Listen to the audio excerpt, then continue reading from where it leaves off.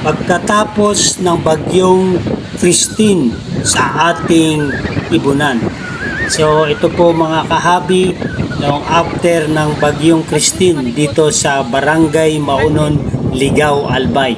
So salamat po sa Panginoon at naging humupa na po yung bagyo, ngunit meron pa pong naiiwan na malakas na hangin at maalon po dito sa seaside. Dito po kami ngayon sa tabing dagat ng Barangay Maunon. So ganun pa man, may mga kabataan na nagtatampisaw sa dagat at yung iba ay naglalaro dito sa tabing dagat. So safe naman po at mayroon naman pong mga gabay ng mga magulang ang mga batang ito dito sa tabing dagat dahil sumikat na po muli ang haring araw dito sa baybay ng tabing dagat dito sa lugar namin sa Barangay Maunon. Ito ang Albay po ay isa sa naapektuhan ng bagyong Christine. So marami pong mga lalawigan dito sa Albay ang mga naapektuhan. Pero salamat sa Panginoon at wala namang mga casualties ang naapektuhan dito sa nasasakop sa barangay namin. So ito po, update ko lang po kayo mga kahabi dito sa ating munting ibunan kung ano na po ang nangyari.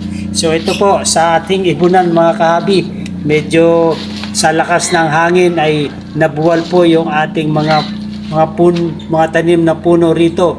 Yung ating malunggay na malaki na sana ay nabuwal at nadaganan po yung ating mga Madre de Agua at itong guyabano natin. So kaya marami pong mga nabaling mga sanga. So ganun pa man ay ito po ay kalikasan. So wala po tayong magagawa dyan at hindi po natin dapat questionin.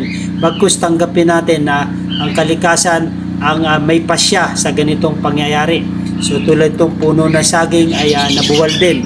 So kailangan na lang po natin na linisin ang ating mga kapaligiran at hindi naman to kawalan sa atin dahil itong mga naputol ng mga sanga ng Madre de Agua, guyabano at dahon ng malunggay ay pwede natin ito ipakain sa ating mga alagang ibon. So hindi naman dito sayang.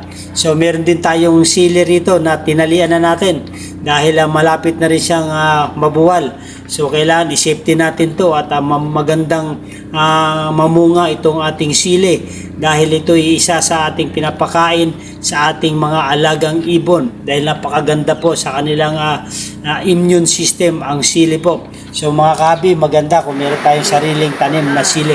Ganun pa man, sinamantala ng ating mga ibon ang ulan na dala ng bagyong Christine. So naligo po sila at tuwang-tuwa sila sa ulan. So ito po ang ating mga Indian ringneck na nasa flight cage ay sinamantala nila ang lakas ng ulan at sila po ay naligo. Okay po, so yan po ang maganda pag yung mayroon tayong open space, open area para sa ating mga aviary. So kung umulan man ay meron silang panahon at meron silang ng area para makaligo po sila. So yan po ang kinagandahan ng merong open space sa ating mga aviary. Okay po mga kahabi, so kung nagustuhan itong video na to, update sa bagyong Christine sa ating ibunan, ay humingi ako ng favor, please subscribe my YouTube channel, Olen Aviary at iba pa. Okay po, so ito update lang po sa ating ibunan kung ano po ang naging status sa bagyong Christine, kung naapektuhan ba yung ating mga ibunan.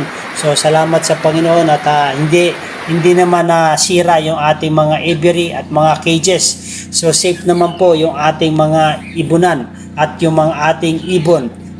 Ito rin po yung ating mga agapornis fisheries o yung African lovebirds ay safety rin naman sila at meron ding area na mayroong covered, so hindi sila mababasa kung malakas man ang hangin at ang ulan.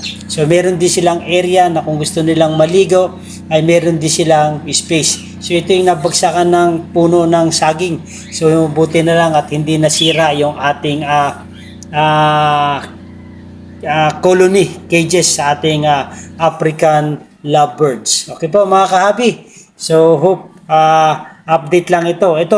Ito lang ang nasira sa ating fly cage. Yan, nagsibagsakan yung ating mga patungan o yung ating perch dahil sa lakas ng hangin. So, re-repair na lang natin uli itong ating flight cage. So, update lang muna ito mga kahabi. So, maraming po salamat. So, safe naman po yung ating mga ibon dito sa ating mga aviary. Okay po, maraming po salamat. Don't forget to subscribe our YouTube channel, Olen Aviary at iba pa. Mabuhay and God bless. Maganda ang buhay pag may alagang ibon sa ating bahay. Okay po mga kahabi, ito po ay nakapagbigay stress reliever sa atin. Okay po, so sa mga ganitong kalamidad na dumarating ay huwag po tayong sumuko. Wag po sa tuloy lang po sa ating mga hobby. Maraming po salamat.